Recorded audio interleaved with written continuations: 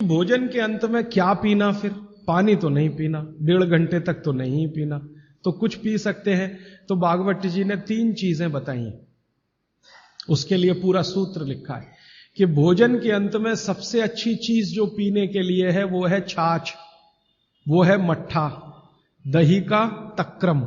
जो शब्द उन्होंने इस्तेमाल किया वो तक्रम, तक्रम माने यही है लगभग छाछ मट्ठा के आसपास की चीज, तक्रम।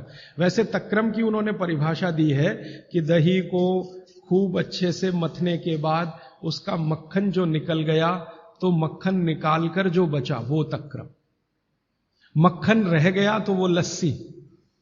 लस्सी पीने के लिए नहीं कह रहे, तक्रम की बात है।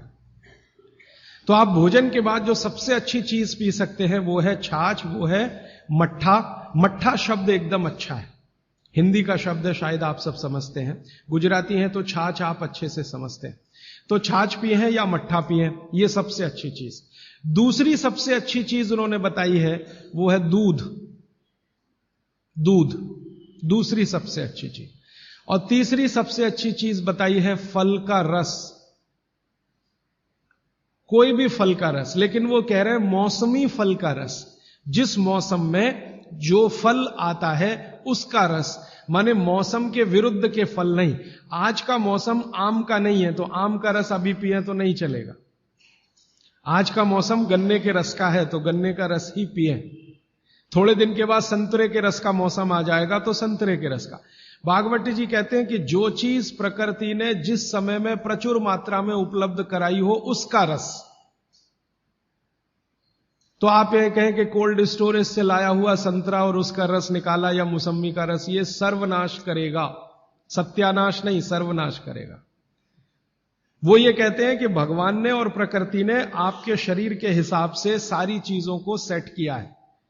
और वो कहते हैं कि भगवान ने इस प्रकृति को बनाया है तो बहुत ही सोच समझकर बनाया, एक एक माइक्रो कैलकुलेशन उसने किए, तब आपको ये प्रकृति के साथ उसने रखा है। तो प्रकृति में जब जो चीज बहुत मात्रा में हो उसी का रस, जैसे अभी टमाटर का सीजन है तो आप भोजन के बाद टमाटर का रस पी सकते हैं भरपेट। इस समय गन्ने के रस का सीजन है तो भोजन के बाद आप गन्ने का रस भरपेट पी सकते हैं। जो भी अभी थोड़े दिन में अंगूर का सीजन आ जाएगा तो भोजन के बाद अंगूर का रस पी सकते हैं, संतरे का, जब जब जो सीजन आए वो ध्यान रखना है। अब इसमें आगे एक सूत्र है वो बहुत महत्व का है। भागवत जी कहते हैं मट्ठा या छाछ कब पीना, दूध कब पीना, रस कब पीना। तो उसके लिए उन्होंने बहुत स्पष्ट और बहुत जोर देकर यह कहा है कि मट्ठा हमेशा दोपहर के भोजन के बाद ही पीना, सामान्य लोगों के लिए। असामान्य लोगों के लिए बाद में बताऊंगा। जो सामान्य लोग हैं आपके मेरे जैसे, मट्ठा हमेशा दोपहर के भोजन के बाद ही पीना, और दूध हमेशा रात के भोजन के बाद ही पीना।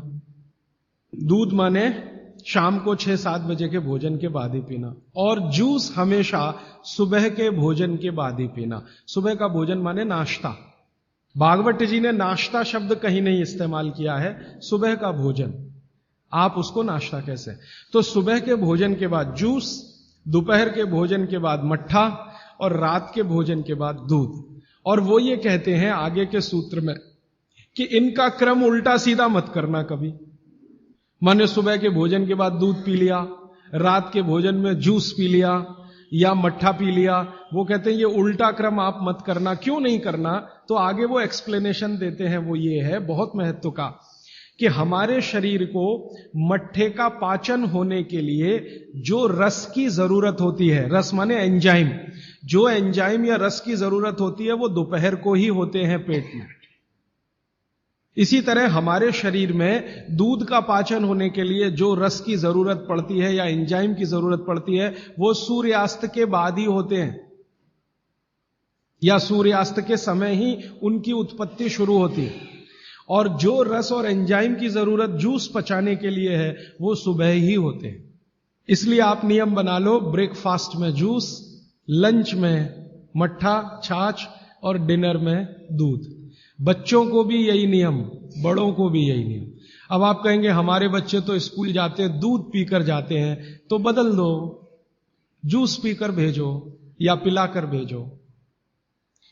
और आप कहेंगे जी पिएंगे नहीं, आप जैसी आदत डालेंगे बच्चे वैसे ही होने वाले हैं। क्योंकि बच्चे अपने से कुछ नहीं सीखते, वो आपका सिखाया हुआ है सारा कुछ।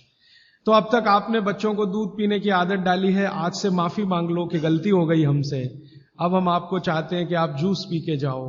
क्यों जाओ, तो उनको ये बात समझाओ, शायद समझ जाएं, वो भी समझ जाएंगे तो उनकी भी जिंदगी में ये परमानेंट हो जाएगा।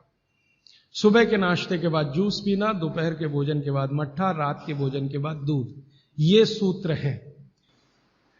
अब भागवत जी एक तरफ तो कह रहे हैं कि खाने के बाद पानी मत पियो, और दूसरी तरफ कह रहे हैं मट्ठा जरूर पियो, दूध जरूर पियो और फल का रस पियो। तो उसमें तो पानी ही है, तो क्या वो पानी जठर अग्नि को शांत नहीं करेगा? प्रश्न ये है। तो क्या वो पानी जठर अग्नि को शांत नहीं करेगा? इसका बहुत ही सुंदर एक्सप्लेनेशन भागवत जी करते हैं। वो ये कहते हैं कि पानी का जो गुण है वो अपना कुछ नहीं, ये बात ध्यान से समझिए, पानी का जो गुण है वो अपना कुछ नहीं है। पानी को जिस पात्र में रखा है या जिसमें मिलाया है उसी का गुण वो धारण करता है।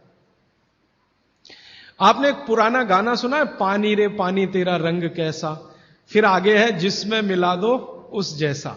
तो पानी का रंग, गुण और धर्म तीनों ही वही होते हैं, वो जहां मिल गया। तो आपने पानी को मिलाया दही में, तो अब वो पानी का गुण नहीं है, अब वो दही का गुण धारण करेगा। पानी को आपने मिलाया जूस में, माने फल में, तो फल के जो गुण हैं वो पानी में आ जाएंगे। और पानी है दूध में, तो दूध के सारे गुण वो धारण कर लेगा।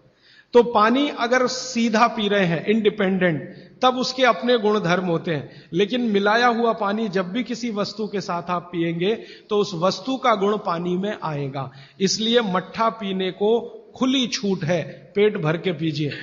दूध पीने को खुली छूट है, पेट भर के पीजिए। जूस पीने को भी खुली छूट है, सादा पानी मत पीजिए। अब दही का गुण क्या है? अग्नि को प्रदीप्त करने का गुण है दही में। क्योंकि जो वस्तु में भी चिकनाई आ गई, चिकनाई समझते हैं आप, फैट, दही में भरपूर चिकनाई है। दूध से ज्यादा चिकनाई दही में है, दही से ज्यादा चिकनाई मक्खन में है, और सबसे ज्यादा चिकनाई घी में। तो भागवत जी कहते हैं कि जिस वस्तु में भी चिकनाई है वो अग्नि को, आप जो है ना घी डालते हैं यज्ञ में, तो अग्नि भड़कती है कि नहीं? ऐसे ही पेट में घी खाएंगे, दही खाएंगे, दूध पिएंगे तो अग्नि और प्रदीप्त होती है, माने खाने को और जल्दी से पचाएगी। खाली पानी अग्नि को शांत करता है, लेकिन पानी किसी में मिलाया हुआ अग्नि को प्रदीप्त करेगा, क्योंकि उसके गुण वस्तु के हिसाब से हो जाते हैं।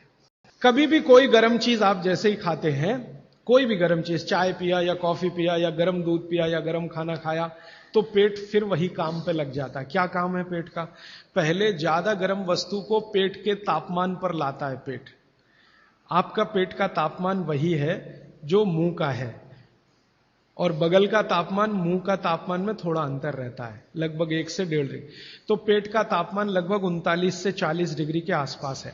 अब आपने 40 डिग्री से ऊपर की कोई वस्तु खाई, जैसे चाय पी, तो वो 40 से ऊपर की ही है, कॉफी 40 से ऊपर की है, तो तापमान अंदर जो है ना 55 डिग्री 60 डिग्री अगर चाय का है, तो पेट उसको पहले 40 डिग्री पे लाएगा, और उसके लिए एंटी रिएक्शन होता है, पानी को ठंडे से गर्म करेगा, फिर गर्म से ठंडा।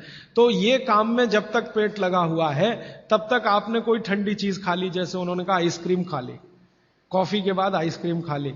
अब कंफ्यूजन वहां यह होता है कि क्या करें, वो पहले गर्म कॉफी को ठंडा करे या ये जो गर्म ठंडी आइसक्रीम आई इसको गर्म करे। तो फिर तो बहुत ही कंफ्यूजन होता है। ऐसा कंफ्यूजन जैसे आप गाड़ी चला रहे हैं, गाड़ी, इसको मैं समझाने के लिए कह रहा हूं, गाड़ी चला रहे हैं और हर 1 ही मिनट में आपको 2-3 गियर चेंज करने पड़े, 1 ही मिनट में। टॉप गियर से फर्स्ट में आना पड़े, फर्स्ट से आपको टॉप गियर में जाना पड़े, तो कैसे चलेगी गाड़ी?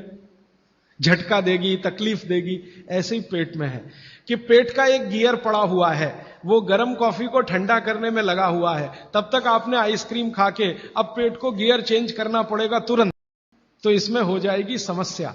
इसलिए कॉफी चाय के बाद ठंडी आइसक्रीम कभी भी ना खाएं, और ठंडी आइसक्रीम के बाद चाय कॉफी कभी भी ना पिए। गर्म भोजन के साथ कभी भी आइसक्रीम और बर्फ आदि ना खाएं, और बर्फ आदि के साथ गर्म भोजन ना करें।